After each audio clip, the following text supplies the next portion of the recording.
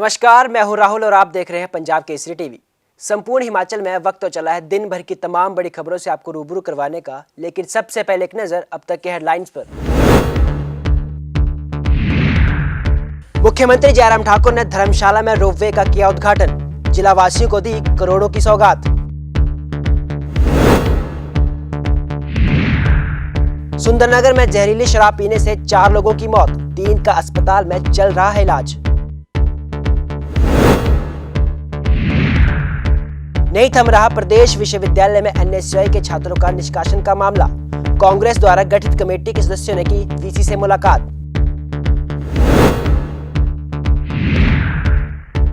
और नशे की गिरफ्त में जिला बिलासपुर, अस्पताल में सैकड़ों की संख्या में पहुंच रहे युवा, नशे से पिछले 6 महीने में हुई 4 मौतें। और अब खबरें विस्तार से। मुख्यमंत्री जयराम ठाकुर आज धर्मशाला दौरे पर रहे। इस दौरान उन्होंने रोपवे का उद्घाटन किया और जिलावासियों को करोड़ों की सौगात दी। जनसभा को संबोधित करते हुए सीएम ने कहा कि इस रोपवे के कारण पर्यटन को बढ़ावा मिलेगा। आपको बता दें कि धर्मशाला शहर को मैक्लोडगंज से जोड़ने वाला 1.8 किलोमीटर लंबे इस रोपवे का निर्माण 207 करोड़ रुपए की लागत से किया गया है। इसके अलावा मुख्यमंत्री ने करोड़ों रुपए की सौगात जिला वासियों को समर्पित की। वहीं टांडा मेडिकल कॉलेज में सिटी स्कैन मशीन भी लोगों को समर्पित की। इससे मरीजों को काफी सुविधा मिलेगी।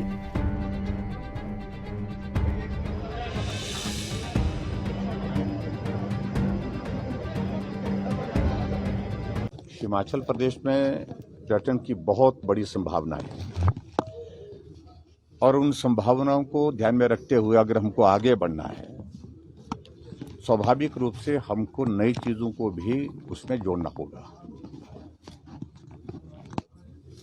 लोगों का आना जाना सहज हो, सरल हो, लोग कंफर्टेबल महसूस करें, ये हिमाचल प्रदेश सरकार की जिम्मेवारी भी है और उस दायित्व का निर्वहन हमको करना है। और मुझे इस बात की प्रसन्नता है कि जो हिमाचल प्रदेश के जो हमारी बड़ी टूरिस्ट डेस्टिनेशन जिनकी एक छवि पूरे राष्ट्रीय अंतर्राष्ट्रीय स्तर पर है, जिसमें धर्मशाला भी एक है। दलाई लामा जी के यहाँ रहने के कारण इंटरनेशनल लेवल का ये टूरिस्ट डेस्टिनेशन है। बहुत देश दुनिया के लोग यहाँ पर आते हैं और इसके साथ साथ में धर्मशाला की प्रकृति, नेचर यहाँ का वो बहुत ही सुंदर है। वो भी बहुत बड़ा एक आकर्षण का कारण है। धौलाधार और उसके साथ साथ यहाँ की जो खुली वादियाँ,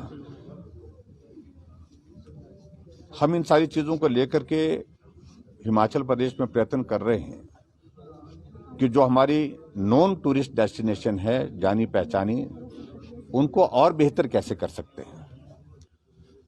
उस दृष्टि से आज एक बहुत बेहतरीन ये शुरुआत हुई है धर्मशाला में, जहां टाटा इंफ्रा की ओर से, टाटा ग्रुप की ओर से जो हमारा रोपवे है, जो लगभग 207 करोड़ की लागत से बन करके तैयार हुआ है, उसका आज विधिवत उद्घाटन करने का, उसका शुभारंभ करने का अवसर प्राप्त हुआ।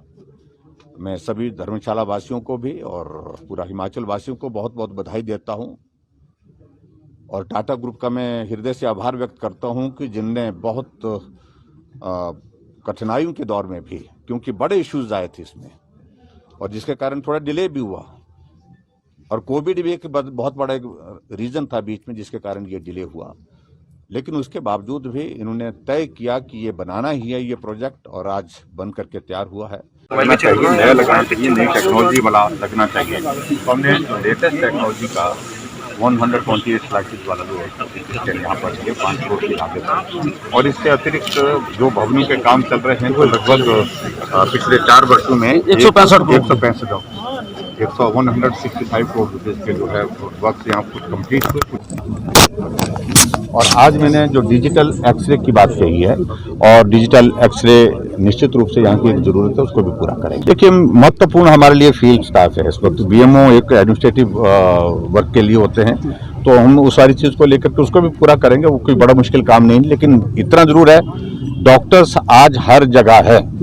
हम 2 दिन विधायकों की बैठक में थे, विपक्ष के जो विधायक जो हमेशा रोते थे डॉक्टर नहीं है डॉक्टर नहीं है, आज वो बोलते हैं 5 पोस्टें डॉक्टर की 5 भरी हुई, 7 पोस्टें डॉक्टर की 7 भरी हुई है। तो गांव गांव में डॉक्टर पहुंचे हैं। नहीं, देखो स्वाभाविक रूप से एक अरेंजमेंट किया गया है। वो जब इस वॉर लाइक सिचुएशन होती है उस वक्त की सिचुएशन के मुताबिक कुछ चीजें की जाती है, वो की है। लेकिन उसके बावजूद भी कोविड बीच में एक बार खत्म भी होने लगा था, 300 केस बचे थे, तब भी हमने उनके जो है उनके कैरियर को, उनको उनकी सर्विस को प्रोटेक्ट किया है। लेकिन कुछ और स्टाफ जो है सर, उनको सैलरी वगैरह की दिक्कत आ रही है, वो बीच में नहीं आ हो जाएगी, सारी चीजें हो जाएगी।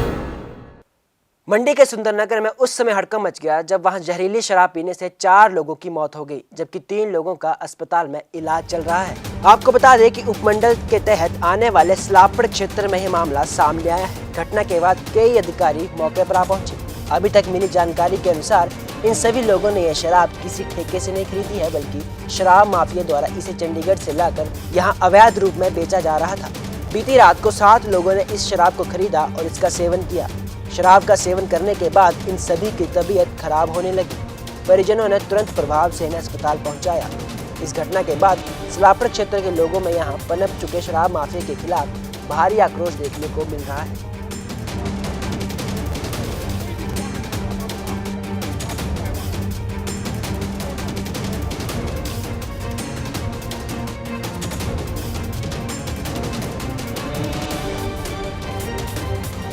मेरे चाचा जी की मतलब शराब पीने के कारण डेथ हो गई है। और जो मतलब हमारे गांव में सलापड़ में अवैध तरीके से जो शराब बेच रहे हैं, वो बहुत मतलब हर दुकानों में शराब मिल रहा है। और सर होम डिलीवरी कर रहे हैं वहाँ पे, मतलब हर घर तक पहुँचाया जा रहा है। और मतलब इसकी कंप्लेंटें हमने पहले भी बहुत की है कंप्लेंटें, पर इसके ऊपर कोई कार्रवाई नहीं हुई। अब हमारी प्रशासन से एक यही गुजारिश है कि उनके ऊपर मतलब कड़ी से कड़ी कार्रवाई हो। और आज मेरे चाचा जी की डेथ हुई, कल को किसी और की डेथ ना हो। और वहाँ पे अभी और भी डेथें हुई है, 4 डेथें हुई है, तो अभी और भी आ रहे हैं। मतलब मेरे चाचा जी ने 17 तारीख को शराब पिया था वहाँ पे किसी दुकान में। तो हमारे पंचायत में कम से कम ऐसे कोई 18-20 दुकानें हैं जिसमें शराब बिकता है अवैध तरीके से। और जो पता नहीं कहाँ से लाते हैं, उसमें मतलब हमारे सलापड़ के ही 2 डीलर ऐसे हैं जो मतलब उनको सप्लाई पहुंचाते हैं। और सब्जी की दुकानें में और करियाने की दुकानों में हर जगह पे शराब बिक रहा है। और पुलिस ने आज तक कार्रवाई क्यों नहीं की? पुलिस ने सर, हमने बड़ी भारी कंप्लेंटें की है, बहुत कंप्लेंटें की है, पर पुलिस कोई कार्रवाई नहीं कर रही है। पता नहीं उनके ऊपर किसका हाथ है और वो क्यों कार्रवाई नहीं कर रही है। आते हैं और बस दिखावा करते हैं और चले जाते हैं, कोई कार्रवाई नहीं हो रही है। और सर हमने मतलब उनको इन्फॉर्मेशन जो गुप्त तरीके से इन्फॉर्मेशन भी दी है, वो कोई कार्रवाई नहीं कर रही है। ठीक, एक बार मतलब गाड़ी से भरी पूरी वैन मतलब वहाँ पे मतलब मैंने उसको मतलब पुलिस को कंप्लेंट किया कि ऐसी गाड़ी आई है भर के, तो आप जल्दी से जल्दी आइए। और सर उनमें मतलब कोई कार्रवाई नहीं हुई और कोई मतलब वहाँ पे नहीं आया। तो पता नहीं अब पुलिस क्या मतलब ये कर रही है और क्या मतलब क्यों चुप बैठी है, किसका उनके ऊपर हाथ है। आज एक बड़ी दुखद घटना हमारे सुंदर के इलाका सलापड़ में हुई है। जो अभी तक की जानकारी जो परिवारजनों के द्वारा जो बताया गया है, क्योंकि असली पुष्टि तो तभी हो पाएगी जब जो जांच जब पूरी हो जाएगी, उसी के बाद हम कह पाएंगे कि जहरीली शराब पीने से बहुत दुखद घटना 5 लोगों की मृत्यु हुई है, जिसमें 3 लोग सलापड़ के हैं, एक कांगू पंचायत से है और एक डहर पंचायत से है। और 3 लोग मेडिकल कॉलेज नेरचौक में उपचाराधीन हैं। जैसे ये समाचार प्राप्त हुआ, प्रदेश के सम्माननीय मुख्यमंत्री जी ने तुरंत प्रशासन को, पुलिस विभाग को आदेश दे दिए और तुरंत कार्रवाई जो है वो शुरू हो गई। उस क्षेत्र में, उस इलाका में सर्च ऑपरेशन जारी है। पुलिस विभाग, एक्साइज डिपार्टमेंट के टीमें जो है वहां पर वो कार्रवाई कर रही है। लगभग 25 सैंपल जो है उन्होंने वहां पर लिए हैं। इस दुख की घड़ी में जहां 5 हमारे लोगों की जो दुखद मृत्यु हुई है, इसकी भरपाई नहीं हो पाती, लेकिन उनके परिवारों को इस दुख की घड़ी में मदद मिले, इसको लेकर हिमाचल प्रदेश के सम्माननीय मुख्यमंत्री जयराम ठाकुर जी ने तुरंत उन परिवारों के लिए आर्थिक सहायता मदद करने की बात कही है। जिनकी मृत्यु हुई है उन परिवारों को 4 लाख रुपया मुख्यमंत्री जी की ओर से और 4 लाख रुपया प्रशासन मंडी की ओर से रिलीफ से जो है उन परिवारों को दिया जाएगा। कुल मिलाकर 8 लाख रुपया उन परिवारों को दिया जाएगा। अभी फौरी राहत के तौर पर 50-50 हजार रुपया उन सब परिवारों को दे दिया गया है और मुख्यमंत्री जी स्वयं इस सारी घटना को मॉनिटर कर रहे हैं। समय समय की रिपोर्ट जिला प्रशासन से, स्वयं मेरे से भी लगातार बात करके ले रहे हैं, अपडेट दे रहा हूं और शाम तक सारी जांच जो है वो पूरी हो जाएगी और मुझे लगता है कि बहुत जल्दी सारी बातें सामने आ जाएंगी और दोषियों के खिलाफ सख्त से सख्त कार्रवाई होगी, ऐसा मैं कहना चाहूँगा। हिमाचल प्रदेश विश्वविद्यालय में एनएसयूआई के छात्रों को निष्कासन करने का मामला अब लगातार बढ़ता ही जा रहा है। इसी कड़ी के चलते आज कांग्रेस द्वारा गठित 3 सदस्यीय कमेटी ने विश्वविद्यालय के उप कुलपति से मुलाकात की और छात्र नेताओं के निष्कासन को रद्द करने की मांग की। कमेटी में कांग्रेस के प्रदेश सचिव सुशांत कपरेट, शहरी कांग्रेस अध्यक्ष जितेंद्र चौधरी, शिमला ग्रामीण के अध्यक्ष यशवंत छाटचा शामिल थे। करीब आधे घंटे तक वीसी से कांग्रेस नेताओं ने वार्तालाप की, जिसमें कांग्रेस नेताओं ने जल्द से जल्द इन तीनों छात्र नेताओं का निष्कासन रद्द करने की मांग की। पिछले दिनों जिस प्रकार से एनएसयूआई के 3 छात्रों का विश्वविद्यालय से निष्कासन हुआ है, तो उस कंटेक्स्ट में कांग्रेस के प्रदेशाध्यक्ष श्री कुलदीप सिंह राठौर जी ने एक कमेटी का गठन किया था, जिसमें यशवंत सिंह छाटचा जी जो हमारे शिमला कांग्रेस ग्रामीण के अध्यक्ष हैं, श्री जितेंद्र चौधरी जी जो शहरी के अध्यक्ष है, और साथ में मुझे सचिव के नाते क्योंकि मैं एनएसयूआई का प्रभार भी देख रहा हूं, तो हमारे को यहाँ पर डिप्यूट किया था कि किस प्रकार से ये जो डेडलॉक है, क्योंकि छात्रों के भविष्य की बात है, तो किस तरीके से इस डेडलॉक को ख़त्म किया जाए और छात्रों के निष्कासन जो है वो वापस किया जाए। साथ ही साथ कुछ एक और इश्यूज़ भी थे विश्वविद्यालय से संबंधित, तो वो जो इश्यूज़ है उनको लेकर आज हम कुलपति महोदय के पास आए थे, क्योंकि छात्रों का जो भविष्य है वो कहीं ना कहीं अधगर पे जा रहा है। तो हमने ये रिक्वेस्ट की है कि भविष्य को देखते हुए और एक यूनिवर्सिटी की अगर हम पिछला इतिहास भी देखें तो कहीं ना कहीं आवश्यक है कि छात्रों का जो निष्कासन है वो वापस किया जाए। तो इसी कंटेक्स्ट में आज हमने कुलपति महोदय से मिले हैं। साथ में लाइब्रेरी की जहाँ तक खोलने की बात है, क्योंकि सेंट्रल यूनिवर्सिटी में ऑलरेडी नोटिफिकेशन हो चुकी है, जहाँ पर 50% ऑफ द कैपेसिटी के साथ यूनिवर्सिटी की लाइब्रेरी जो है वो खोली गई है। तो हमने डिमांड की है कि यूनिवर्सिटी एचपी यूनिवर्सिटी में भी यहाँ पर ये देखा जाए कि किस प्रकार से यूनिवर्सिटीज़ चलाई जा सके, और साथ ही साथ जो हमारे स्नो बाउंड एरियाज़ और ट्राइबल एरिया के जो स्टूडेंट्स यहाँ पर लाइब्रेरी जो हॉस्टल्स में रह रहे हैं उनको किस प्रकार की समस्या आ रही है, वो भी हमने कांग्रेस पार्टी की ओर से यहाँ पर वीसी महोदय के सम्मुख रखी है। और हम आश्वस्त है कि जो ये डेडलॉक बना है ये जल्दी से जल्दी टूटेगा। और किस तरह का कुलपति महोदय पॉजिटिव थे। साथ में हमने नॉन टीचिंग की भी कुछ एक डिमांड्स थी, वो भी हमने रखी है, क्योंकि एक इंस्टीट्यूशन है जिसमें सब लोगों का योगदान रहा है। इस विश्वविद्यालय को बनाने में, इसको आगे बढ़ाने में स्वर्गीय वीरभद्र सिंह जी का बहुत बड़ा योगदान रहा है, डॉक्टर परमार का रहा है। तो हमें कहीं ना कहीं सब लोगों को इकट्ठा होकर इस विश्वविद्यालय को किस प्रकार से एक प्रीमियर एजुकेशन इंस्टीट्यूट बनाना है,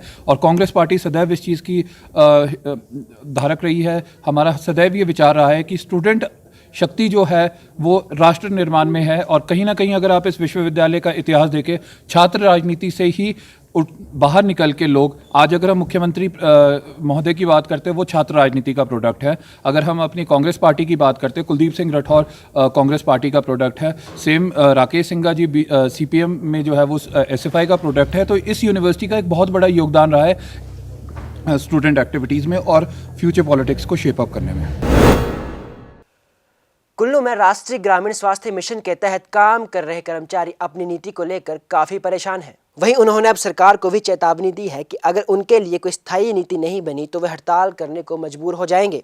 इस दौरान एनआरएचएम जिला कुल्लू के अध्यक्ष हेमराज शर्मा ने कहा कि स्वास्थ्य विभाग में राष्ट्रीय स्वास्थ्य मिशन के तहत पिछले 20 से 22 वर्षों के कार्य कर रहे लगभग 1600 के करीब कर्मचारियों के लिए स्थायी नीति या रेगुलर पे स्केल लागू करने का अल्टीमेट दिया है, जिसमें 25 जनवरी 2022 तक का समय दिया गया है। अगर प्रदेश सरकार इस तय तिथि का कोई सकारात्मक निर्णय नहीं लेती है तो ये कर्मचारी 2 फरवरी से सांकेतिक हड़ताल पर जाने के लिए विवश होंगे। सर, आज हमने जिला कि कुल्लू के मुख्य चिकित्सा अधिकारी को राष्ट्रीय स्वास्थ्य मिशन में पिछले 20-22 वर्षों से कार्य कर रहे हैं कर्मचारी, परंतु आज दिन तक किसी भी सरकार ने ना तो हमारे लिए नियमित वेतनमान और ना ही नियमित करने की कोई पॉलिसी बनाई है। उससे संबंधित आज हमने मुख्य चिकित्सा अधिकारी को ज्ञापन दिया है, जैसा हमारी प्रदेश कार्यकारिणी का फैसला था। तो अभी हम थोड़ी देर में जिलाधीश महोदय को भी ज्ञापन सौंपने जा रहे हैं।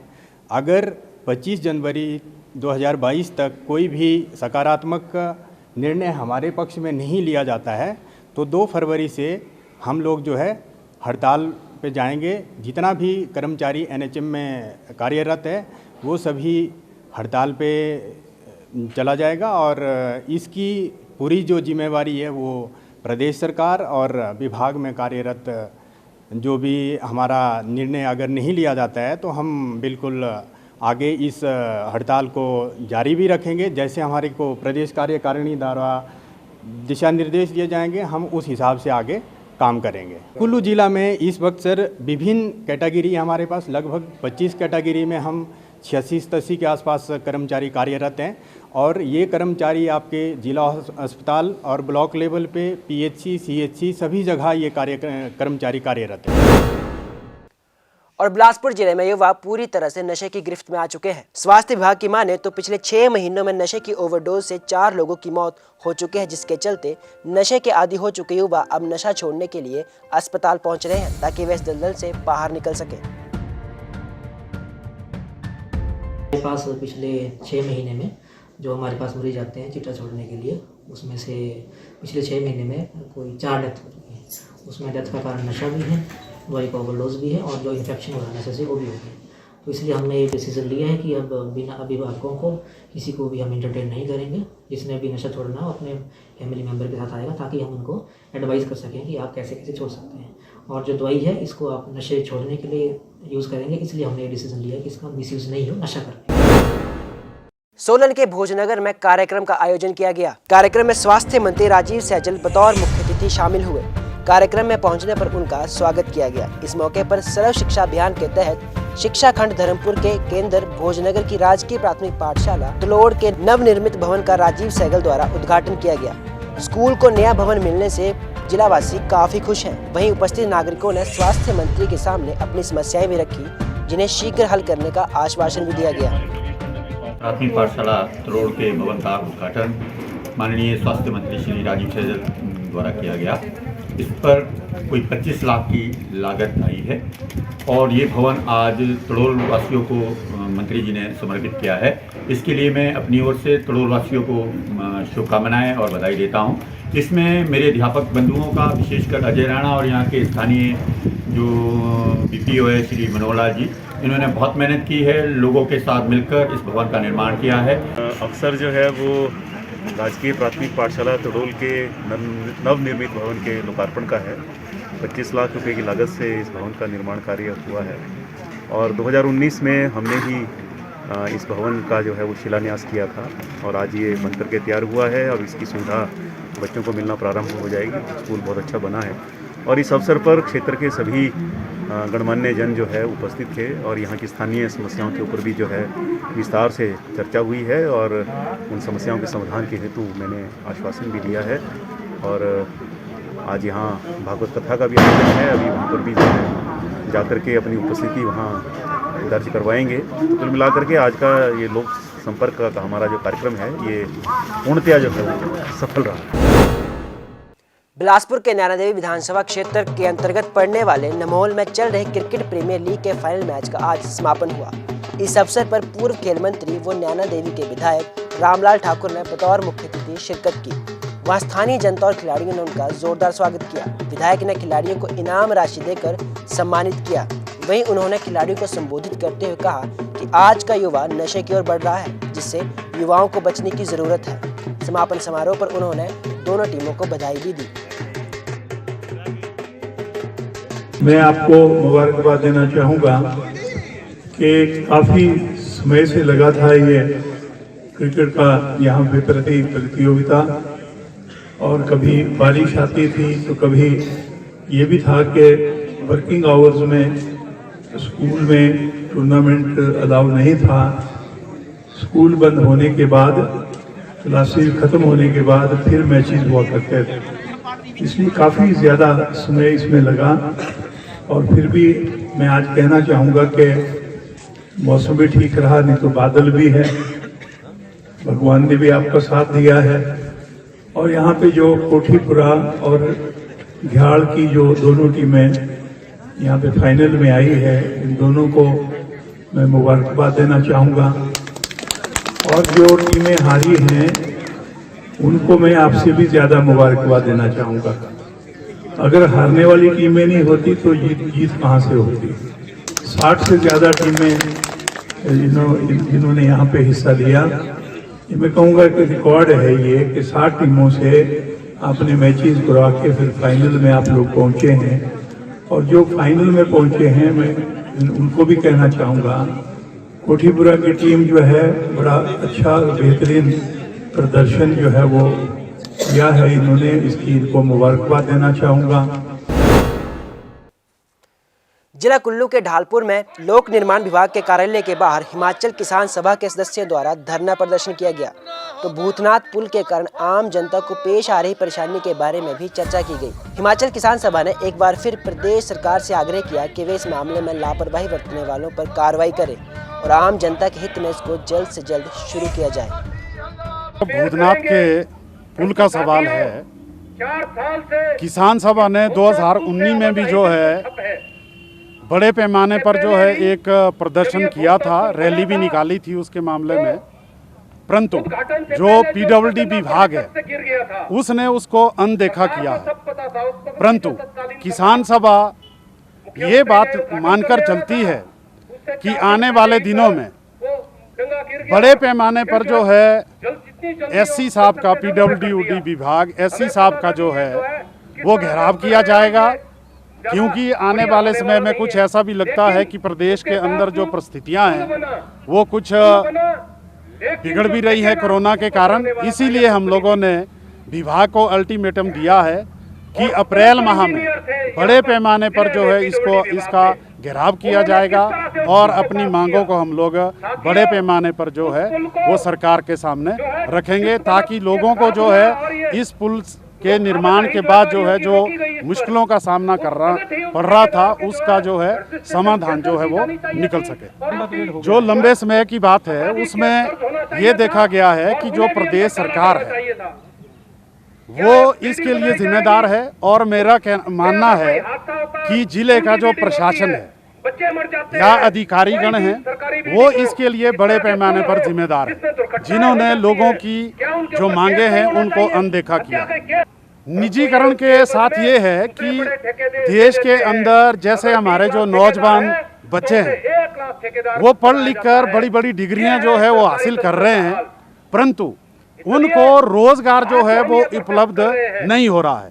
अगर सरकार उनको रोजगार देती भी है तो या तो वो आउटसोर्स होता है या फिर उनको रेगुलर जो है अपॉइंटमेंट नहीं दी जाती है, जिसके कारण जो नौजवान पीढ़ी है उसमें बड़े पैमाने पर जो है निराशा झलक रही है। जहां तक भुंतर वैली ब्रिज का सवाल है, मुझे लगता है कि वो उसके लिए लगभग जो है 25-30 साल हो गए हैं जो सिंगल वे है अभी तक। और समय पर जो है जब सीजन चलता है, खास करके जब किसानों का सीजन, सेब का सीजन चलता है, सब्जियों का सीजन चलता है, तो उसमें जो है बहुत बड़ी समस्या जो है लोगों को आती है। या जब टूरिज्म चलता है, जैसे नए साल के उपलक्ष्य पर लोग आते हैं या 25 दिसंबर को आते हैं, तो उसमें भी जो है आम लोगों को जो है बड़ा मुश्किल का सामना करना पड़ता है। और देखने में ये भी भुंतर में आया है कि जो स्कूल टाइमिंग है वहाँ पे उसमें बड़ी मात्रा में जो है स्कूल के बच्चे जो है उधर से गुजरते हैं, तो उनके लिए भी जो है जान का खतरा जो है कभी भी हो सकता है। संपूर्ण हिमाचल में आज के लिए मेरे साथ फिलहाल इतना ही। मुझे दीजिए इजाजत। नमस्कार।